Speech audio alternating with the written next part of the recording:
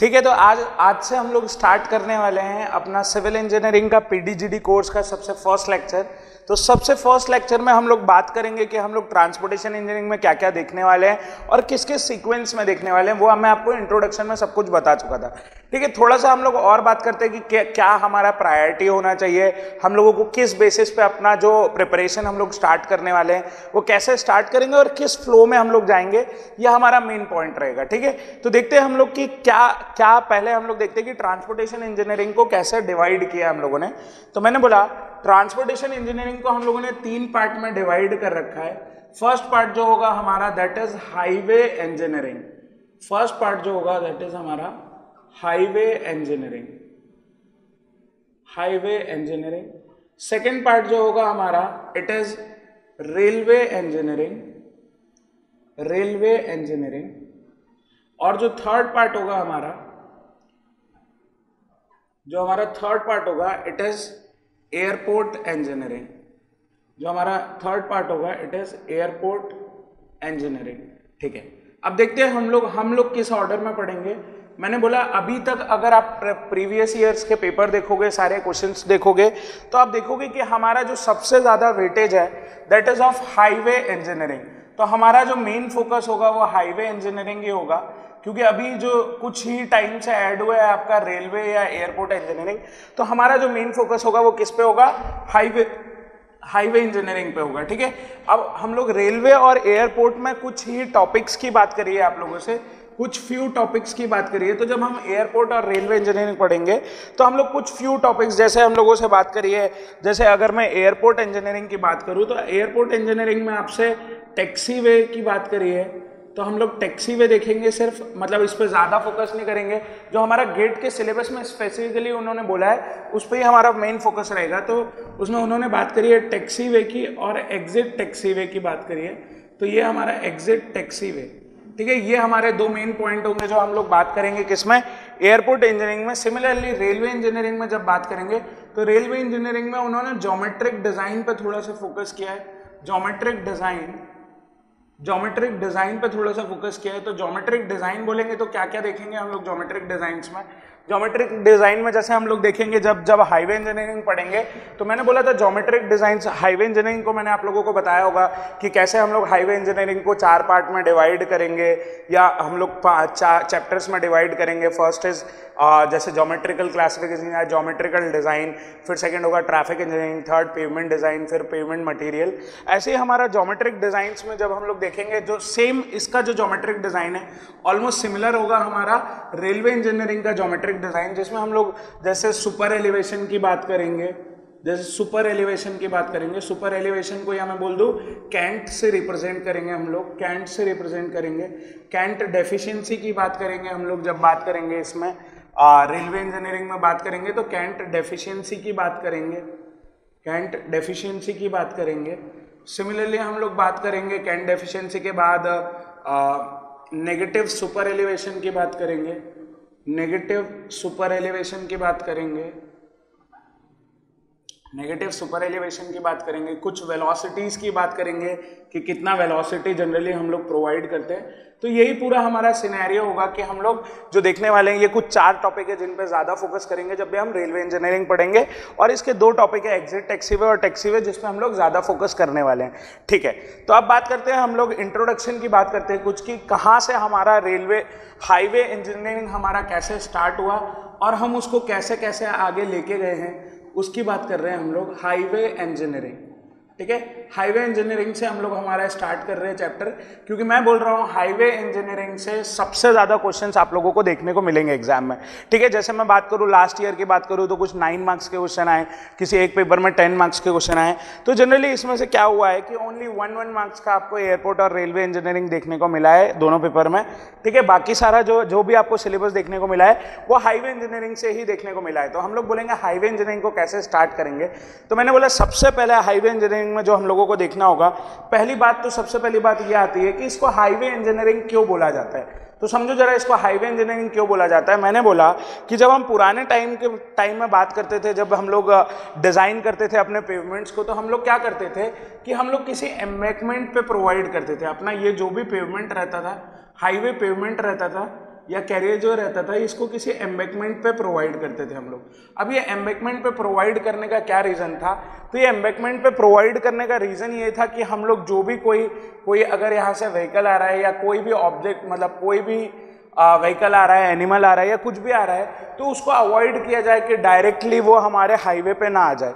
इसलिए हम लोग किसी एम्बैंकमेंट पे या हाई एलिवेशन पे प्रोवाइड करते थे, इसलिए जनरली हमने इसको नाम दिया हाईवे इंजीनियरिंग। ठीक है, अब हम बात करते हैं क्रोनोलॉजिकल ऑर्डर के बारे में कि कैसे कैसे डेवलपमेंट हुआ।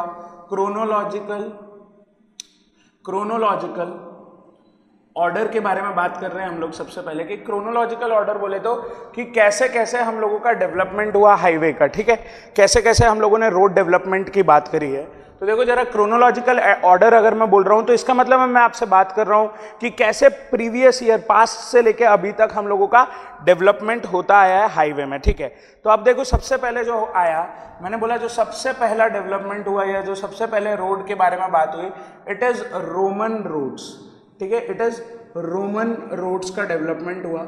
अब रोमन रोड्स का डेवलपमेंट मतलब क्या बोलना चाह रहा है? तो देखो जरा, रोमन रोड्स ने सबसे पहले रोमन रोड डेवलपमेंट स्टार्ट हुआ। अब रोमन रोड्स में क्या होता था कि वो लोग ना आपको फ्लैट रोड्स प्रोवाइड करते थे, तब ना कोई भी ग्रेडियंट की बात नहीं होती थी आपसे। तो रोमन रोड्स का सबसे बड़ा डिसएडवांटेज यही था कि ये हमेशा आपसे फ्लैट ग्रेडियंट की बातें करते थे। ठीक है, फ्लैट ग्रेडियंट की बातें करते थे। दूसरी चीज, अब आपको ये समझ में नहीं आ रहा होगा अभी कि ग्रेडियंट क्या है, कैसे प्रोवाइड किया जाता है। ये सारी चीज हम लोग आगे देखते जाएंगे, आगे जैसे जैसे जाएंगे तो कैसे हम लोग ज्योमेट्रिकल डिजाइंस में ग्रेडियंट प्रोवाइड करते हैं, ये सारा पॉइंट हम लोग जब देखेंगे तब आपको पता चल जाएगा कि फ्लैट ग्रेडियंट क्या होता है, अप ग्रेडियंट क्या होता है, डाउन ग्रेडियंट क्या होता है। ये सारी बात हम लोग करने वाले हैं। अभी केवल मैं एक जनरल इंट्रोडक्शन दे रहा हूं आप लोगों को क्रोनोलॉजिकल ऑर्डर, क्योंकि ये क्रोनोलॉजिकल ऑर्डर्स बहुत सारा बेसिक एग्जाम्स में पूछा जाता है, इसलिए मैं बात कर रहा हूं इस क्रोनोलॉजिकल ऑर्डर के बारे में। ठीक है, बहुत सारा बेसिक एग्जाम्स में बात होती है आपके क्रोनोलॉजिकल ऑर्डर के बारे में, इसलिए हम लोग बात कर रहे हैं क्रोनोलॉजिकल ऑर्डर के बारे में। तो रोमन रोड्स में और क्या होता था? तो मैंने बोला रोमन रोड्स में क्या करते थे कि आपका जो भी सॉफ्ट सॉइल रहता था उसको पहले पूरा रिमूव करते थे, बड़ा बड़ा वहां पे पत्थर डालते थे और ऊपर से फ्लैट कर देते थे रोड को। तो ये जो देखा आपने, ये क्या था? Roman road. सिमिलरली इसके आगे और डेवलपमेंट हुआ, उन्होंने ग्रेड्स की बात करना स्टार्ट की और उसको बोला हम लोगों ने Tresaguet road formation. Tresaguet road formation. ठीक है, नेक्स्ट उन्होंने बात करी डेवलपमेंट की जब, तो उन्होंने क्या किया, साथ में ग्रेडियंट भी प्रोवाइड करना स्टार्ट कर दिया। तो हम लोगों ने बात करी उसके डेवलपमेंट के टाइम पे, उसको बोला ट्रेसगाट रोड फॉर्मेशन। ठीक है, उसके बाद हम लोग आए मेटकैफ। ट्रेसगाट के बाद आया मेटकैफ, उसके बाद आया ट्रेसगाट के बाद मेटकैफ रोड फॉर्मेशन, फिर Telford road formation, Telford road formation, और लास्ट में हम लोग देखेंगे इट इज जो अभी आजकल चल रहा है, इट इज मैकेडम। हमारे लिए जो इम्पोर्टेंट है, हम लोगों के लिए ये सब इम्पोर्टेंट नहीं है कि इस टाइम पे क्या क्या हुआ, वो हमारे लिए इतना कुछ इम्पोर्टेंट नहीं है। हमारे लिए इम्पोर्टेंट है कि मैकेडम में हम लोग रोड फॉर्मेशन कैसे देखते हैं। तो देखो जरा, मैकेडम को हम लोग दो टाइप से डिवाइड कर रखे हैं। मैकेडम को हम लोगों ने दो टाइप से डिवाइड कर रखा है। It is first is water bound macadam, and next is bituminous macadam, BM। ठीक है, अब देखते थे ये वाटर बाउंड जब हम लोगों ने डिजाइन किया, सबसे पहले मैकेडम डिजाइन करना स्टार्ट किया, तो सबसे पहले हम लोग बात जो करते थे वो वाटर बाउंड मैकेडम की करते थे। तो प्रॉब्लम क्या होता था, जब भी हम लोग वाटर बाउंड मैकेडम की बात करते थे, जब हम लोग वाटर बाउंड मैकेडम की जब हम बात करते थे, तो प्रॉब्लम क्या होता था कि अगर मेरा समर सीजन है, ठीक है, वाटर बाउंड मैकेडम में हम लोग क्या कर रहे हैं, कोई भी जो भी बाइंडिंग मटेरियल हम लोग यूज कर रहे हैं अपने एग्रीगेट्स के साथ, हमारा रोड फॉर्मेशन के लिए जो भी बाइंडिंग मटेरियल हम लोग एग्रीगेट के साथ यूज कर रहे हैं, वो क्या हो रहा है, वो बाइंडिंग मटेरियल जो भी है आपका, वो ना बाइंडिंग मटेरियल या तो सॉइल है या लाइमस्टोन है, ऐसा कुछ आपने यूज किया। तो अब क्या हुआ कि जैसे ही आप वाटर बाउंड मैकेडम का बात किए, तो उस टाइम पे क्या हुआ, अगर मैं समर सीजन की बात करता हूं, तो क्या होता था, जो भी आपका समर सीजन के टाइम पे हो जाता था, अगर मैं बात कर रहा हूं समर सीजन की, तो डस्ट फॉर्मेशन बहुत ज्यादा होता था। अगर मैं वाटर बाउंड मैकेडम की बात कर रहा हूं तो डस्ट फॉर्मेशन बहुत ज्यादा होता था समर सीजन में। ठीक है। जो भी आप वाटर बाउंड मैकेडम बनाते थे उससे क्या हो जाता था, डस्ट फॉर्मेशन हो जाता था, जो भी आपका बाइंडिंग मटेरियल है in the form of dust चला जाता था और आपके एग्रीगेट्स अलग अलग हो जाते थे। सिमिलरली अगर मैं बात कर रहा हूँ रेनी सीजन की बात कर रहा हूँ, अगर मैं आपसे रेनी सीजन की बात कर रहा हूँ तो रेनी सीजन में क्या होता था, रेनी सीजन में आपका मड फॉर्मेशन हो जाता था, रेनी सीजन में आपका मड फॉर्मेशन हो जाता था। और मड फॉर्मेशन आप समझ रहे हो, अगर जो भी आपका बाइंडिंग मटेरियल रहता था वो बारिश के पानी के साथ मिल जाता था और मड फॉर्म कर लेता था, और जिससे कि क्या होता था, आपका बाइंडिंग नहीं हो पाता था प्रॉपर। तो जब बाइंडिंग प्रॉपर नहीं होगा तो आपका जो भी आपने लेन बनाया है वो चल नहीं पाता था। इसीलिए हम लोगों ने वाटर बाउंड मैकेडम को अवॉइड करना स्टार्ट किया और हम लोगों ने यूज करना स्टार्ट किया बिटुमिनस मैकेडम। अब बिटुमिनस मैकेडम के अपने प्रॉफिट है, बिटुमिनस मैकेडम आज भी हम लोग यूज करते हैं। बिटुमिनस मैकेडम बोले तो जो bitumen, if we are using the binding material bitumen as the binding material, तो उसको बोल रहे हैं हम लोग बिटुमिनस मैकेडम। अब बिटुमिनस मैकेडम को यूज करने का क्या फायदा था वो सुनते हैं। तो बिटुमिनस मैकेडम अगर आप यूज कर रहे थे तो क्या हो रहा था, बाइंडिंग मटेरियल आपका बिटुमिन था, और आप देखोगे कि जब भी बिटुमिन का पेवमेंट आप बना रहे थे तो ये जो रेनी सीजन की बात करूं मैं या समर सीजन की बात करूं, उस टाइम पे आपको कोई भी प्रॉब्लम देखने को नहीं मिल रही थी। मतलब समर सीजन के टाइम पे अगर मैं बोलूं तो समर सीजन के टाइम पे क्या हो रहा था कि आपका जो भी डस्ट है, जो डस्ट तो है ही नहीं, जितना भी पार्टिकल है वो सब परफेक्टली बाइंड है, तो कोई भी डस्ट फॉर्मेशन नहीं हो रहा था अगर आप बिटुमिनस मैकेडम पे बात करोगे। और अगर रेनी सीजन में बात करोगे तो वो अपना पानी को पेनिट्रेट ही नहीं होने देता था बिटुमिन, तो जो भी पानी था हम लोगों ने कैम्बर प्रोवाइड करके साइड में निकाल दिया जाता था ड्रेन्स में, तो कभी भी कोई भी प्रॉब्लम नहीं आता था मड फॉर्मेशन का। ठीक है, तो ऐसा कुछ सिनेरियो रहेगा जो अगर मैं आपसे क्रोनोलॉजिकल ऑर्डर की कोई भी बात करेगा तो आप क्रोनोलॉजिकली ऑर्डर में अरेंज करेंगे कि कैसे कैसे डेवलपमेंट हुआ। जैसे सबसे पुराना बोला रोमन रोड, सेकंड है Tresaguet, third is Metcalf, fourth is Telford and next is Macadam. ठीक है, तो मैकेडम में बारे में हम लोग बात करना स्टार्ट करेंगे और देखेंगे कि इंडिया में हाईवे डेवलपमेंट कैसे कैसे हुआ। तो जो हमारा नेक्स्ट टॉपिक होगा वो हम लोग बात करेंगे हाईवे डेवलपमेंट के बारे में। ठीक है, तो अभी देखिए, अभी तक हमने देखा जब अभी हम लोग क्रोनोलॉजिकल ऑर्डर में अरेंज किया था रोमन रोड्स, मतलब रोड्स का कैसे कैसे डेवलपमेंट हुआ है। अब जब हम हाईवे डेवलपमेंट की बात कर रहे हैं इंडिया में तो कुछ इंपॉर्टेंट इवेंट्स हुए। ठीक है, अब ये इंपॉर्टेंट इवेंट्स क्या थे और इनका क्या सिग्निफिकेंस है वो देख रहे हैं हम लोग।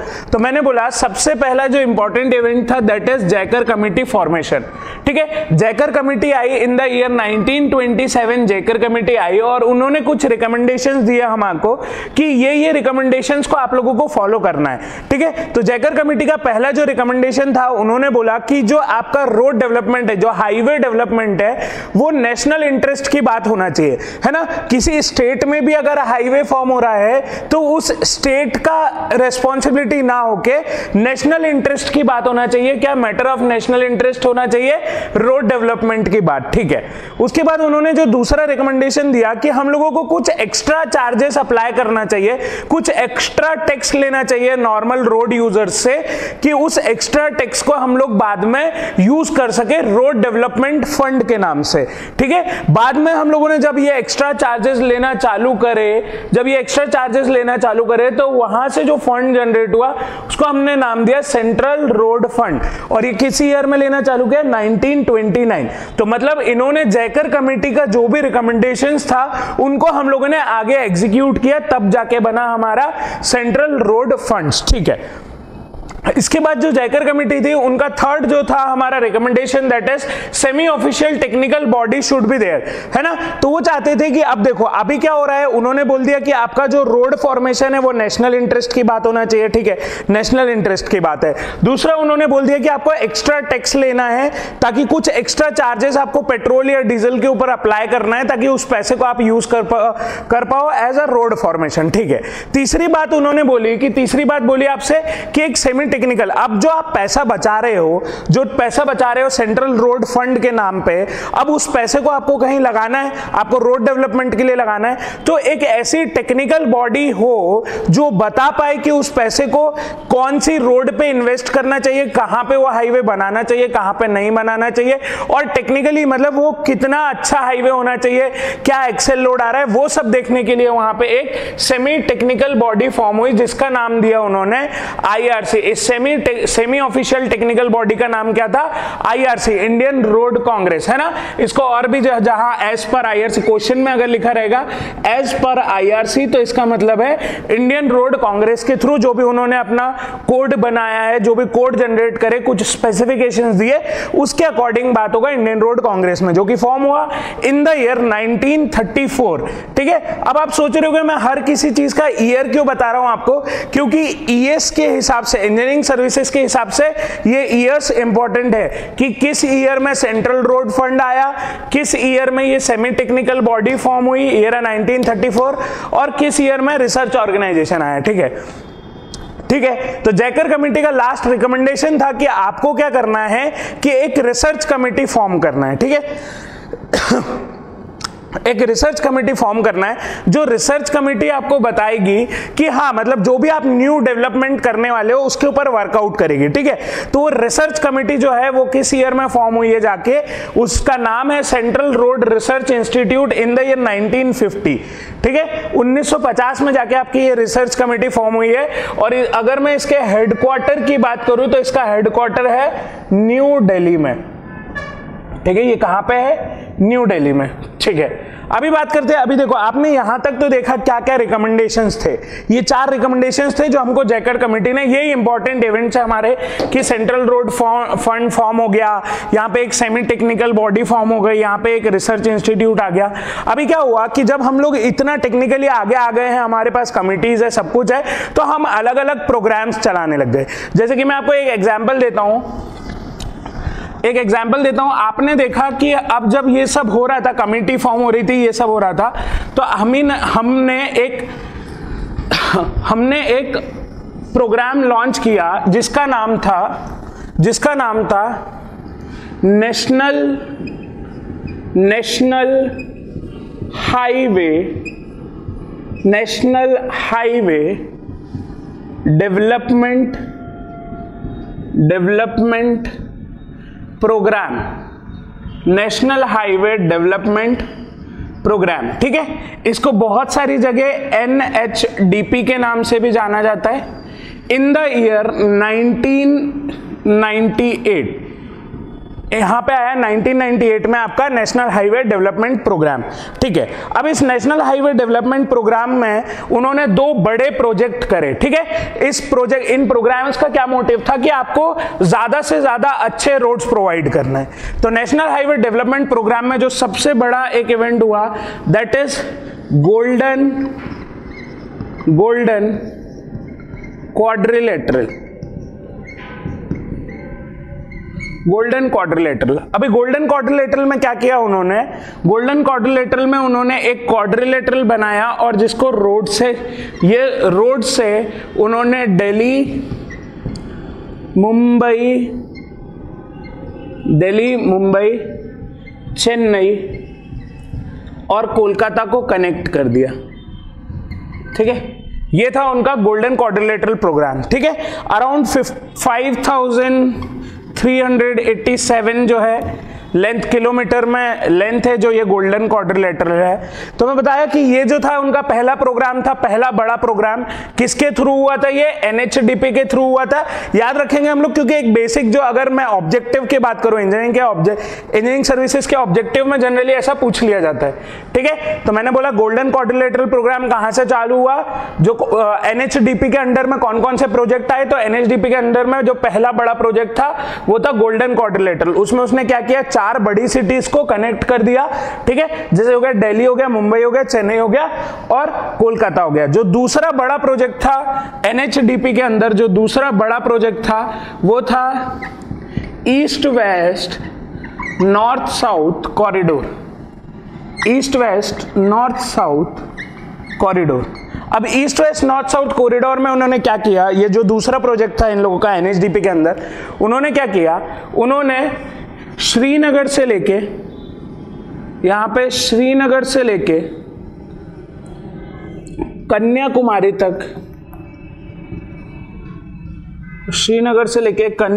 तक, और यहां पे सिलचर से लेके पोरबंदर तक पोरबंदर तक कनेक्ट कर दिया, ठीक है। आपने देखा नॉर्थ से लेके साउथ और ईस्ट से लेके वेस्ट सारे डायरेक्शन में इन्होंने कनेक्ट कर दिया है, इसीलिए इसको बोला गया नॉर्थ साउथ कॉरिडोर, ठीक है। यहां पे जो सेंटर है, जो इनका जो कॉन्फ्लिक्ट पॉइंट है यहां है, जंक्शन जो है दैट इज इन झांसी, ठीक है। ये जो जहां पे मिल रही हैं ये सारे north south east west corridor that is in Jhansi. अगर मैं बोलूं कि कितना किलोमीटर का है, अराउंड 7300 किलोमीटर लेंथ है इसका, 7300 किलोमीटर लेंथ है east west north south corridor का।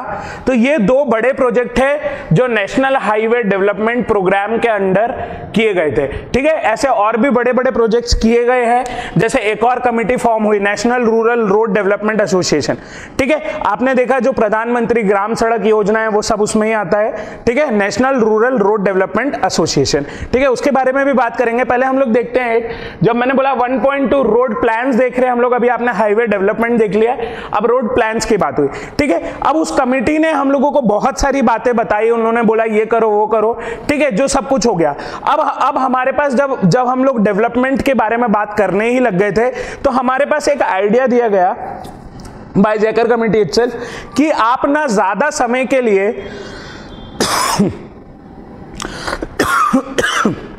कि ना आप कुछ ज्यादा समय के लिए अपने रोड्स को प्लान करिए, जो भी डिजाइन कर रहे हैं हम रोड्स को वो कुछ ज्यादा समय के लिए प्लान करें, ठीक है। तो हम लोगों ने क्या किया, हम लोगों ने 20 ईयर रोड प्लान्स अप्लाई करना चालू किए। हम लोगों ने किया कि हम 20-20 साल के लिए रोड को बनाएंगे, है ना। 20 साल का एक टारगेट लेंगे कि इसमें हम लोगों को इतना इतना रोड्स बनाना है, ये डेंसिटी होना चाहिए, इतना एक्सप्रेसवे होना चाहिए, ऐसा ऐसा होना चाहिए, ऐसा करके हम लोगों ने 20 साल के लिए एक टारगेट किया। तो देखिए अभी हम लोग जब बता रहे हैं, हमने स्टार्ट किया था, अभी मैं क्लासिफिकेशन बता रहा हूं, हर 20 ईयर प्लान को हम लोगों ने अलग अलग पार्ट में कैसे डिवाइड किया है, ठीक है। तो सबसे पहली चीज जो मैं बता रहा हूं वो देखो कि हम लोगों ने अभी तक हम लोगों ने 3 प्लान देखे, 3 20 ईयर प्लान देखे, और वो 3 एक दूसरे से कैसे डिफरेंट है ये देख रहे हैं हम लोग, ठीक है। वो तीनों एक दूसरे से कैसे डिफरेंट है। तो देखो जरा, यहां पे मैंने बोला, यहां पे रोड प्लान्स की बात कर रहा हूं मैं आपसे, रोड प्लान्स की बात कर रहा हूं। तो मैंने बोला कि पहला जो रोड प्लान था that is Nagpur road plan, that is Nagpur road plan. दूसरा जो आपका रोड प्लान था that is Bombay road plan, Bombay road plan. और जो तीसरा आपका रोड प्लान था that is Lucknow road plan, Lucknow road plan, ठीक है। अब ये 3 आपके रोड प्लान्स थे जो आप लोग देख रहे थे। तो अभी क्या हो रहा है कि ये तीनों एक दूसरे से कैसे अलग है। ये तीनों 20 ईयर रोड प्लान है, 20-20 साल के लिए डिजाइन किए गए, बट ये तीनों एक दूसरे से कैसे डिफरेंट है वो कैटेगराइज करके मैंने आपको एक टेबल के फॉर्म में शो किया है। और ये टेबल हमारे लिए बहुत ज्यादा इंपॉर्टेंट है, क्योंकि ना ऐसा का ऐसा डायरेक्ट क्वेश्चन फ्रेम हुआ है, जब मैं आपको बताऊंगा, जैसे अभी इसके रोड पैटर्न्स के बारे में डायरेक्ट क्वेश्चन फ्रेम हुआ है कि नागपुर रोड प्लान के लिए कौन सा पैटर्न यूज हुआ है, या लखनऊ रोड प्लान के लिए कौन सा पैटर्न यूज हुआ है। तो इस टाइप के क्वेश्चन जनरली फ्रेम होते हैं, या इनका अदर नेम क्या है, फर्स्ट 20 ईयर रोड प्लान को किस नाम से जाना जाता है, सेकंड 20 ईयर रोड प्लान को किस नाम से जाना जाता है। तो आपको पता होना चाहिए ये चीज, ठीक है। तो मैं बोल रहा हूं ड्यूरेशन, मैंने तीनों रोड प्लान्स को लिखा, first 20 year road plan, second 20 year road plan, third 20 year road plan, ठीक है। फर्स्ट सेकंड थर्ड में बात करें, उसमें मैंने जिस ऑर्डर में आपको लिख के बताया नागपुर, बॉम्बे और लखनऊ रोड प्लान, उसी ऑर्डर में इसको फर्स्ट सेकंड थर्ड बोला गया है, ठीक है। ठीक, तो पहले बात करें ड्यूरेशन की, बात की कितने साल के लिए हो रहा है, 20 साल के लिए तो हो रहा है, पर कहां से लेके कहां तक। तो हमने बात करी कि जो फर्स्ट 20 ईयर रोड प्लान है वो 1943 से लेके 1963 तक के लिए डिजाइन किया गया, ठीक है। जो सेकंड रोड प्लान है दैट इज 1961 से लेके 1981 तक। तो अभी देखो आपके दिमाग में एक कंफ्यूजन क्रिएट हुआ होगा, और वो ये है कि सर ये 1963 तक था, तो ये 1961 में कैसे स्टार्ट हो गया है, ठीक है। ये कंफ्यूजन था। तो ये कंफ्यूजन इसलिए था, और ये दूर ऐसे होगा कि जो भी हम लोगों ने टारगेट डिसाइड किया था, फर्स्ट 20 ईयर रोड प्लान के लिए, वो टारगेट 1961 में ही कंप्लीट हो गया। तो हम लोगों ने जो अगला स्टार्ट किया सेकेंड रोड प्लान है 1961 से, ठीक है, तो 61 से 81 और फिर 81 से 2001 तक के लिए, ठीक है। इनके नाम देखो, Nagpur road plan first 20 year road plan is Nagpur road plan, second 20 year road plan is Bombay road plan, third 20 year road plan is Lucknow road plan. अब ना प्रॉब्लम क्या आता है पता है आप लोग को, कि प्रॉब्लम ये आता है कि आप लोगों को सोचने में नहीं आता है ये नाम याद कैसे रहेंगे फर्स्ट सेकंड थर्ड। तो मैं बताता हूं याद करने का, देखो एक बहुत बेसिक तरीका है। आपको क्या करना है, आपको ABCD आता है अगर, तो आप बॉम्बे को क्या बोल सकते हो, मुंबई बोल सकते हो, तो ये हो गया M आपका। तो देखो यहाँ पे L for Lucknow, M for Mumbai, N for Nagpur, ठीक है, LMN, तो याद रह जाएगा ये हम लोगों को, बहुत इजीली याद रह जाएगा, ठीक है।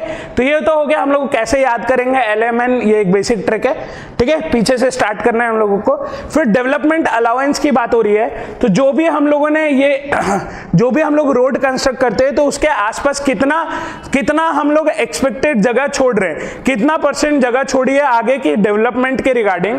तो मैंने बोला डेवलपमेंट अलाउंस में अगर मैं फर्स्ट 20 ईयर प्लान की बात कर रहा हूं तो 15% रोड डेवलपमेंट अलाउंस छोड़ रखा है मैंने, कि आगे 15% रोड को और एक्सटेंड कर सकता हूं मैं, ठीक है। सेकंड ईयर रोड प्लान के लिए, सेकंड 20 ईयर रोड प्लान के लिए वो 5% है, और थर्ड के लिए दैट इज नील, कोई भी हम लोगों ने डेवलपमेंट अलाउंस नहीं छोड़ रखा है। अब जितना रोड बना हुआ उससे ज्यादा आप एक्सटेंड नहीं कर सकते हो, ठीक है। दूसरा है हमारा एक्सप्रेसवे की बात करें तो फर्स्ट 20 ईयर रोड प्लान में कोई भी एक्सप्रेसवे प्रेजेंट नहीं था, कोई भी एक्सप्रेसवे प्रेजेंट नहीं था, ठीक है। उस टाइम पे एक्सप्रेसवे की बात करें अगर सेकंड 20 ईयर रोड प्लान में, that is 1600 kilometre, 1600 kilometre expressway present था। कहां पे?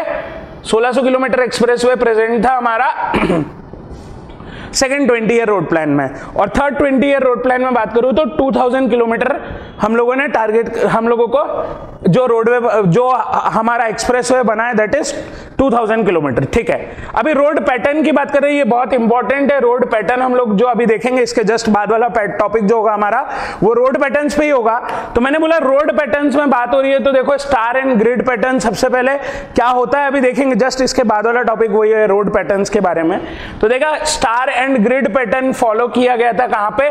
20 ईयर रोड प्लान या नागपुर रोड प्लान में। आप लोगों को याद रखना है, आपके पास क्वेश्चन जो आएगा जो फ्रेम होके आता है EAC या जनरल बहुत सारी बेसिक्स एग्जाम्स में, वहां पूछा जाता है कि for Nagpur road plan which road pattern is used. तो आपको पता होना चाहिए कि नागपुर रोड प्लान के लिए star and grid pattern use हुआ है। या आपसे पूछा जाएगा for third 20 year road plan which road pattern is use, और on which road pattern it is third road plan, third 20 year road plan is design. तो आपको याद रहना चाहिए इसका स्क्वायर एंड ग्रिड पैटर्न और इसके लिए स्टार एंड ग्रिड पैटर्न, ठीक है। नेक्स्ट देखिए आपको क्लासिफिकेशंस ऑफ रोड की बात की गई है। क्लासिफिकेशंस ऑफ रोड में बोल रहे हैं वो लोग कि कैसे कैसे हम लोगों ने रोड्स को क्लासिफाई किया है, ठीक है। किस किस नाम से हम लोग जानते थे रोड्स को जब हम लोग बात कर रहे हैं इन रोड प्लान्स की। तो देखिए जरा मैंने लिख रखा है फर्स्ट 20 ईयर रोड प्लान बता रहा हूं मैं आपको सबसे पहले कि कैसे हम लोगों ने उसको कैटेगराइज कर रखा है, ठीक है। तो फर्स्ट 20 ईयर रोड प्लान में बात हो रही है, जब फर्स्ट 20 ईयर रोड प्लान मतलब फर्स्ट 20 ईयर रोड प्लान मतलब हम लोग बात कर रहे हैं नागपुर रोड प्लान की, ठीक है, नागपुर रोड प्लान की। जब नागपुर रोड प्लान की बात कर रहे हैं तो मैंने बोला हम लोगों ने जो कैटेगराइज कर रखा है, जो क्लासिफिकेशन कर रखा है वो कुछ ऐसा कर रखा है कि हम लोग नेशनल हाईवे को बोलते थे NH, वहां पे नेशनल हाईवे, ठीक है।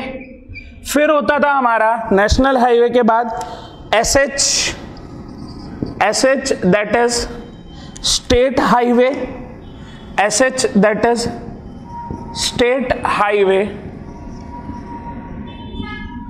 After that MDR, after that ODR, after that VR, ठीक है।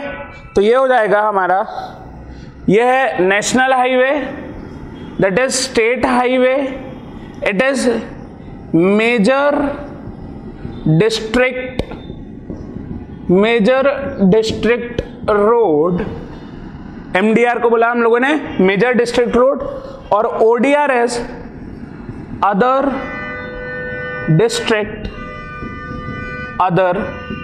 डिस्ट्रिक्ट रोड, ठीक है, और वीआर को बोलेंगे हम लोग विलेज रोड, ठीक है। ऐसे हम लोगों ने कैटेगराइज कर रखा है इसको कि हम लोग क्या क्या क्लासिफिकेशन देते हैं, है ना। अलग अलग रोड प्लान्स में अलग अलग क्लासिफिकेशन हम लोगों ने प्रोवाइड करे। सेकंड 20 ईयर रोड प्लान के लिए हम लोगों ने कुछ भी क्लासिफिकेशन प्रोवाइड नहीं किए, लेकिन जो हमारा थर्ड 20 ईयर रोड प्लान है उसके लिए हम लोगों ने जो क्लासिफिकेशन प्रोवाइड किया है वो हमारे फर्स्ट 20 ईयर रोड प्लान से कुछ डिफरेंट था। जैसे मैं बात करूं, जो थर्ड रोड प्लान था, या मैं बोल दूं कितना, जो लखनऊ रोड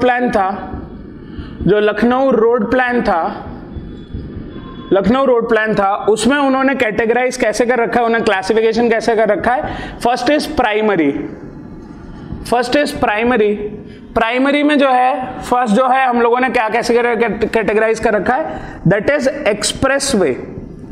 प्राइमरी में आ रहा है हमारा एक्सप्रेसवे, ठीक है, एक्सप्रेसवे को वो लोग प्राइमरी कंसिडर कर रहे हैं। दूसरा है सेकेंडरी में बोल रहे हैं हमारा जो भी सेकेंडरी है state highway and major district road जो आ रहा है वो किस में आ रहा है, सेकेंडरी में आ रहा है। और टर्शियरी की अगर बात करूं, थर्ड जो कैटेगरी में डिवाइड कर रखा है उन्होंने, दैट इज अदर डिस्ट्रिक्ट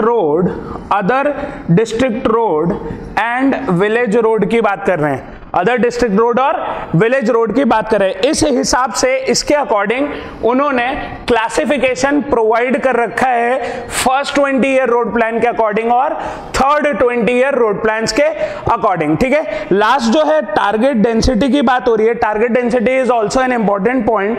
कोई भी आपसे पूछ सकता है कि क्या टारगेट डेंसिटी थी हमारी, कि हम लोग कितना रोड बनाना चाहते थे, तो उन्होंने बोला टारगेट डेंसिटी में आपको 16 किलोमीटर पर 100 kilometre square, 100 kilometre square area में जो हमारा टारगेट डेंसिटी था कि 100 किलोमीटर स्क्वायर एरिया में कम से कम 16 किलोमीटर रोड अवेलेबल रहे, ठीक है। ये था फर्स्ट 20 ईयर रोड प्लान का जो हमारा था टारगेट डेंसिटी था। सेकंड के लिए is 32, very easy to remember, just double, first का double 32 and last one is 82 kilometre पर 100 किलोमीटर स्क्वायर, ठीक है। तो ये हम लोगों ने देखा कि रोड प्लान कैसे कैसे हम लोगों ने क्लासिफाई कर रखा है, क्या क्या चाहते थे हम लोगों ने तीनों रोड प्लान्स को, जो भी 3 रोड प्लान्स हम लोगों ने कंसिडर करे उनको कैसे कैसे डिफरेंट कैटेगरीज में डाला, उनका क्या अलाउंस था, क्या कितना एक्सप्रेसवे था, क्या रोड पैटर्न था, ये सब कुछ देखा है हमने, ठीक है। अब हम लोग नेक्स्ट टॉपिक देखते हैं। नेक्स्ट टॉपिक है रोड पैटर्न के बारे में देखते हैं, ठीक है। थैंक यू, बस।